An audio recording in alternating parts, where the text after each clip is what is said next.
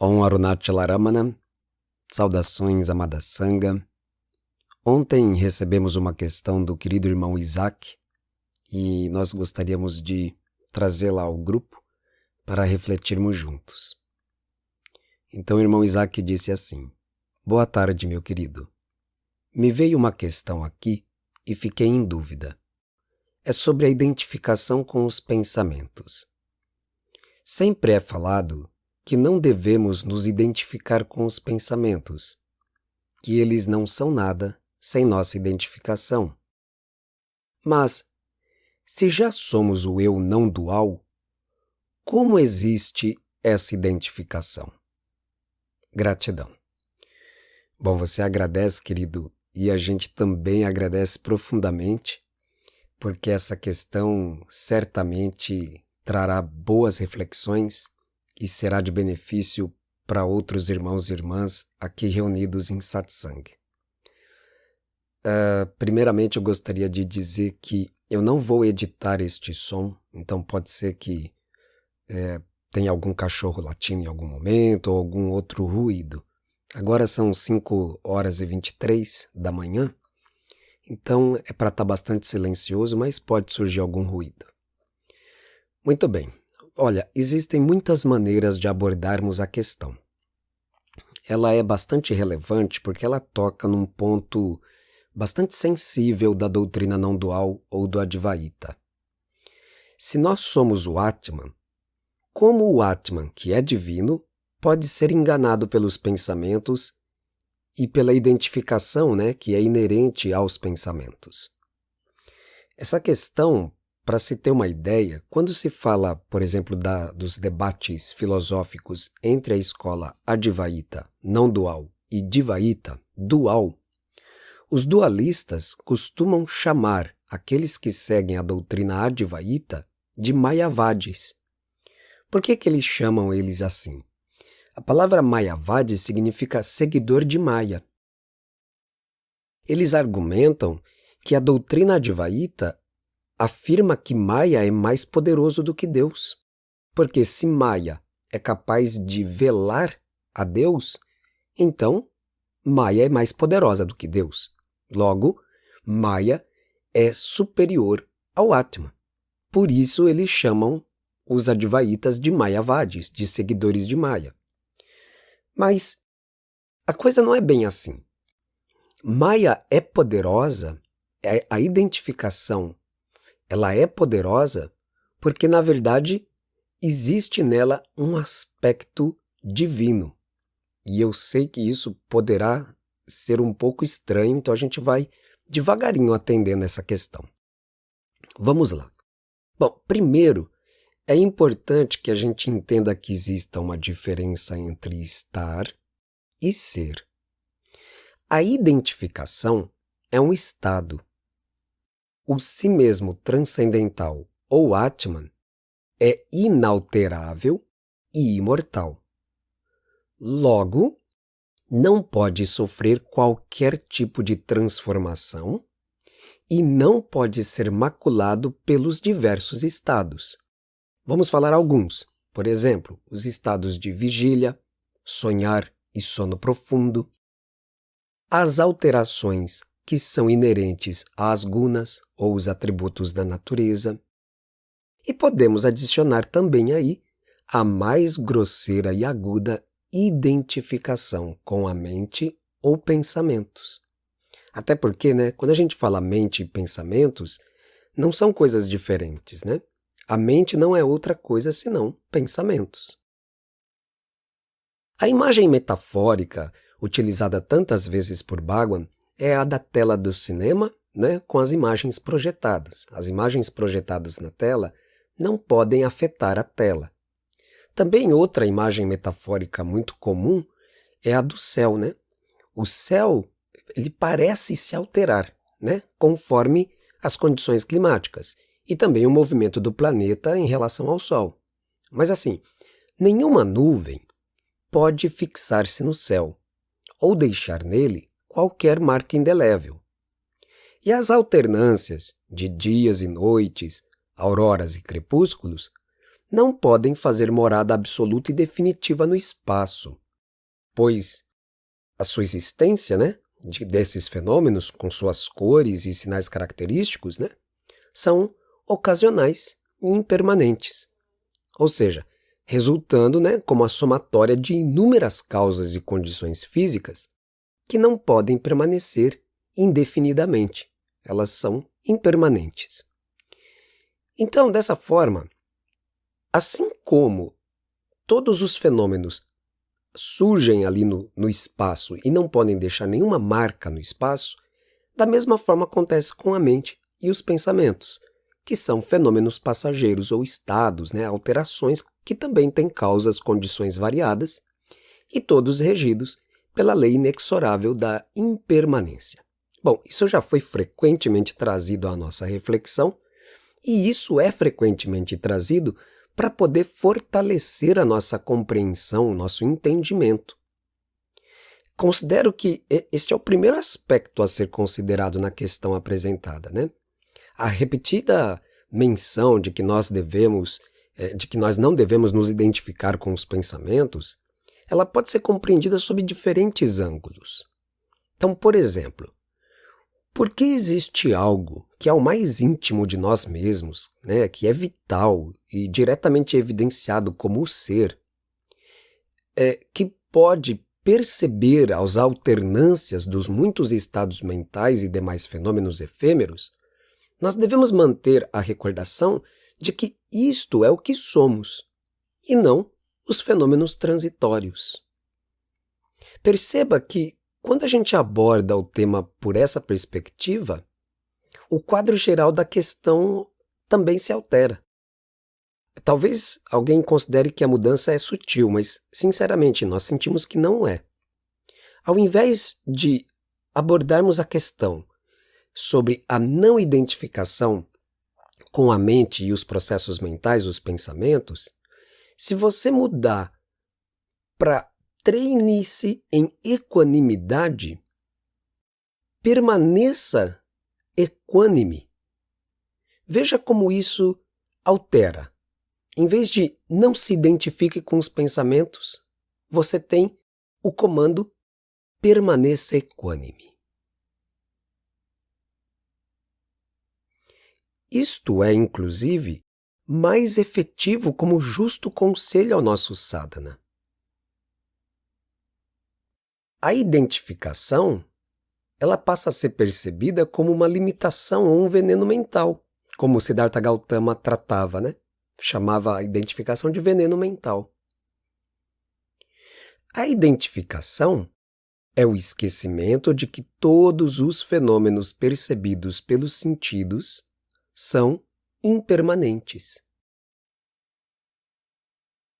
Esquecemo-nos de que tudo o que é percebido e experimentado através dos koshas ou as estruturas mais ou menos densas são apenas o cumprimento do prarabdha karma.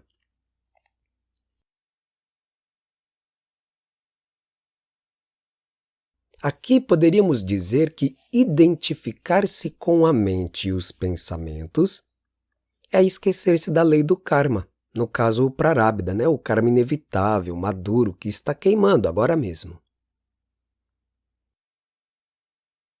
Aquilo que se identifica e sofre é o que é nomeado como jiva, a alma, o corpo, os koshas, etc. Esta identificação, ela só pode acontecer devido a um aspecto mais complexo, que na verdade são duas características de um poder divino que pertence ao Atman, que é justamente avarana e vikshepa. Avarana é o poder de velamento. O Atman está velado por toda esta vertiginosa manifestação fenomênica. A identificação é só mais um aspecto deste poder de velamento. O paradoxal é que este poder é uma Shakti, ou Maya Shakti, e pertence ao Senhor Supremo. É parte da lila cósmica. Sem esta Shakti, não existiriam os universos e mundos infinitos. O segundo aspecto desse poder, Vikshepa, é a multiplicidade. Assim, em algumas proposições, Vikshepa e Avarana são tratados não como um poder divino, mas sim como uma característica do Ajnana, né, da ignorância. Mas assim, sob este aspecto da lila, ou da brincadeira divina, então a gente pode dizer que Deus, através do seu poder, vela a si mesmo, ele mesmo sendo a causa das miríades de fenômenos, e através de sua graça, ele se manifesta como guru, revela o sadhana e ele mesmo remove o véu. Sob essa perspectiva, a gente pode dizer que você nem precisa mais pensar na questão de ter que evitar a identificação com os pensamentos. Uma outra abordagem para isso pode ser tomada simplesmente deixando os pensamentos correrem soltos. Você não se preocupa com os pensamentos. Em vez de ter o Ajna, ou o comando, não se identifique, faça o oposto. Simplesmente deixe a mente correr solta e coloque a sua percepção no fluxo vital, na sua respiração. Deixe que ela fique muito pequenininha, sutil.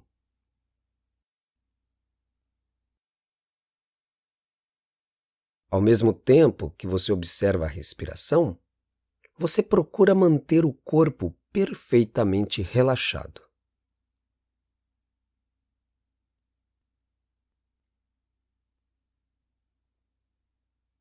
Quando você se senta para meditar, observando o alento vital, deixando a respiração ficar pequenininha e procurando descontrair todas as partes do corpo que não precisam estar tensionadas para manter a postura, o que acontece?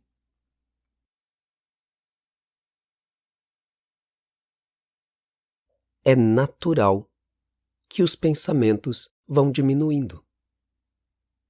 Então você não precisa se preocupar com este poder de velamento e de diversidade, porque ele vai sendo transcendido pelos estados harmoniosos que surgem da simples observação, do alento vital e desta descontração corpórea que você está efetivamente realizando.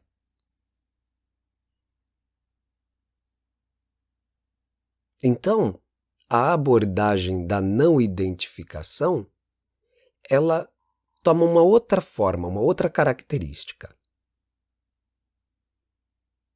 Em vez de lutar contra, você está simplesmente abrindo-se nesta descontração corpórea e voltando a sua atenção para o lugar de origem da respiração.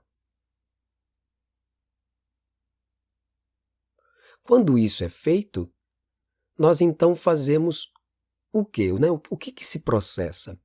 O prana, a força vital, entra nos canais sutis ou nadis e percorre sem obstruções o seu caminho de volta, de retorno à sua própria origem, o coração.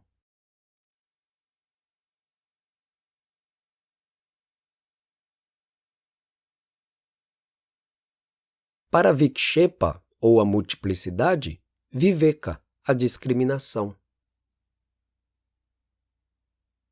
O véu, a varana, cairá por si mesmo. É importante que tenhamos a clareza do que é o processo. Dentro de todos nós está Bhagwan. Bhagwan, que é a própria divindade, é quem doa a experiência de Nirvikalpa Samadhi. Experiência que produz a visão clara da nossa verdadeira face.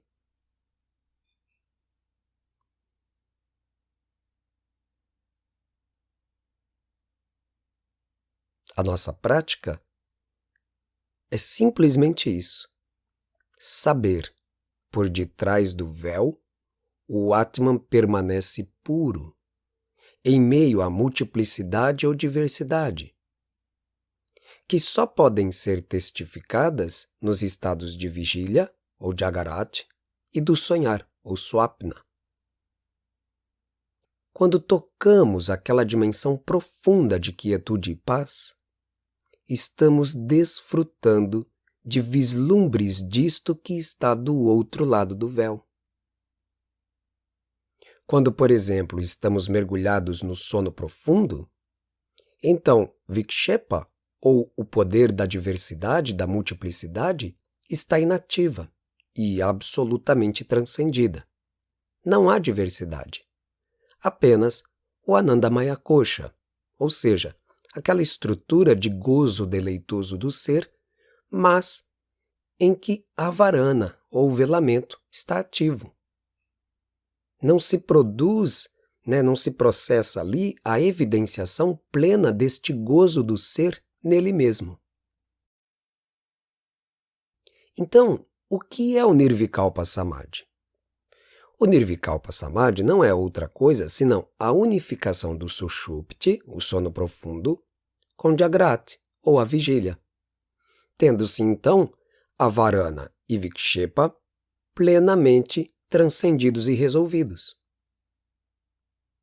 Então, para que isso possa ocorrer, é necessário que este poder de velamento e multiplicidade, a Varana e Vikshepa, afundem no Hridayam, ou coração.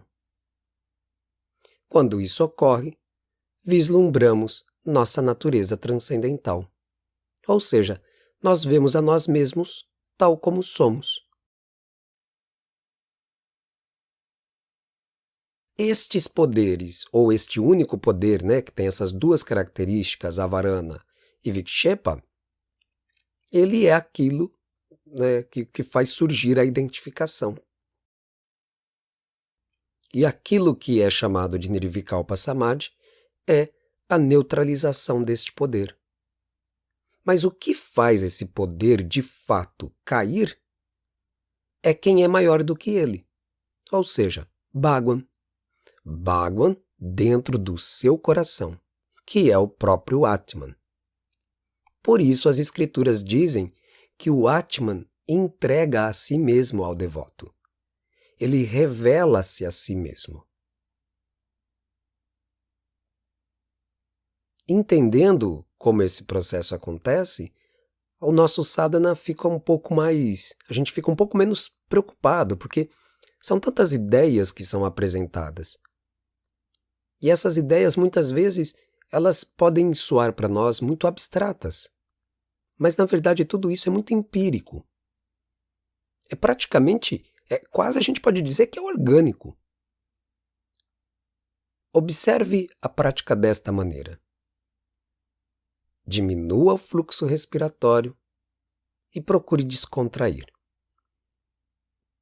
O que acontecerá é que a sua sensibilidade aumentará. E este é o caminho. O caminho não é simplesmente abandonar todos os pensamentos e manter um só, como por exemplo uma Mahavakya, eu sou o Brahma infinito. Ainda é um pensamento. Atmavichara é, acima de tudo, sensibilidade. Nós meditamos para sentir que somos o Brahma infinito. Quando nós sentimos isto, então os pensamentos não são problema. Eles são aspectos a mais desse mesmo infinito ser que somos. Fala Bhagwan Shri Ramana. Agnana tem dois aspectos, Avarana e Vikshepa. Destes, Avarana denota o véu que esconde a verdade. Isso prevalece no sono. Multiplicidade, ou vikshepa, é atividade em tempos diferentes. Isso dá origem à diversidade e prevalece nos estados de vigília e sonho, ou Jagrat, Swapna. Se o véu, ou seja, a varana, é levantado, a verdade é percebida. Este é o processo. Levantar o véu nada mais é do que olhar para nós mesmos, tal como somos. Até um ponto, nós estamos nos empenhando para isso, realizando os muitos sadhanas ou os muitos aspectos do Atma Vichara. Mas de um determinado ponto, quem atua é a graça. É a graça divina que vem e derruba o véu. Bhagwan em seu coração vai levantar este véu. Ainda bem que não cabe a nós. Esta é a melhor notícia do dia. Não cabe a nós. Bhagwan mesmo levantará o véu. Espero ter sido de auxílio na questão, que aquilo que tenha ficado impreciso ou ainda obscuro, que esta mesma graça divina possa vir, levantar o véu e revelar. E aquilo que está perfeitamente declarado, que seja endereçado ao agradecimento à graça divina, porque também é pela graça que a verdade brilha. Que Bhagwan abençoe a todos e todas. Om Namo Bhagavate Shri Ramanaya.